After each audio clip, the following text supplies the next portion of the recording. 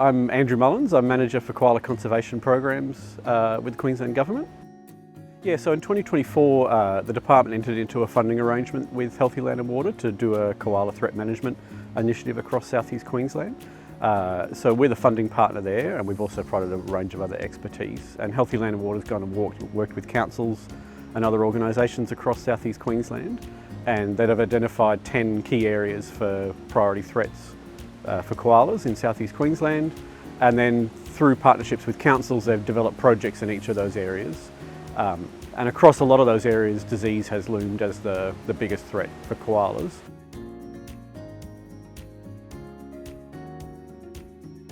My name's Indigo Cuss-Patterson. I'm a project officer with Healthy Land and Water. We are project managing the Koala Threat Management Initiative program that's funded by DETSI. So this program involves identifying threats all over southeast Queensland and then working with councils to put on-ground actions in place to mitigate those threats. So today we're working on a sub-program of the Koala Threat Management Initiatives, which is a disease program aimed at reducing the threat of chlamydia to koala populations around southeast Queensland. Today I'm in the lovely Maleny on the Sunshine Coast, and we have with us the Sunshine Coast Council as well as Detection Dogs for Conservation and some other sole traders that have been helping us get the work here done. So we've just been out checking thermal drone detections that occurred overnight, looking for the animals, identifying if it can be trapped either with a ground trap or a climb and flag technique, which is where we get a climber to climb up the tree and use some flags to get the koala to come down. And then we move it back to site where we have an on-site veterinary, and she does a full health assessment.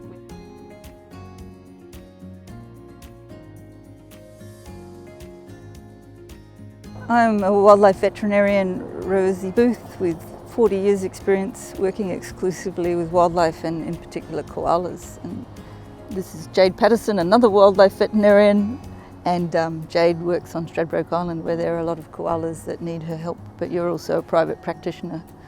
What we're doing here in the field is the full health assessment on every koala that's captured.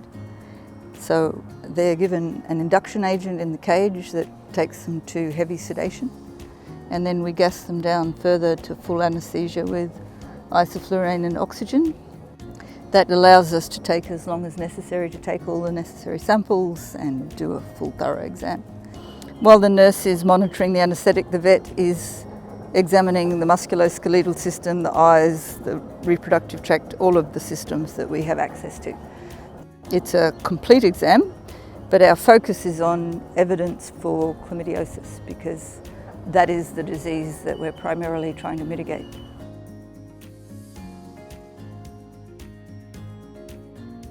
Hi, my name's Kate Hoffmaster and I'm the Wildlife Conservation Lead at Sunshine Coast Council.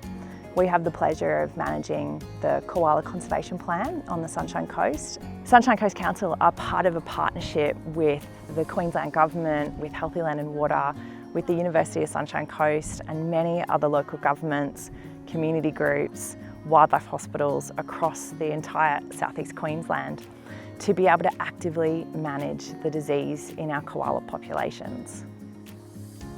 One of the most important parts of this project is the fact that it has brought together experts from so many different fields to collaborate together on a single project, not only collaborating with experts, but involving state and local government and our traditional custodians, alongside our community groups and our wildlife hospitals.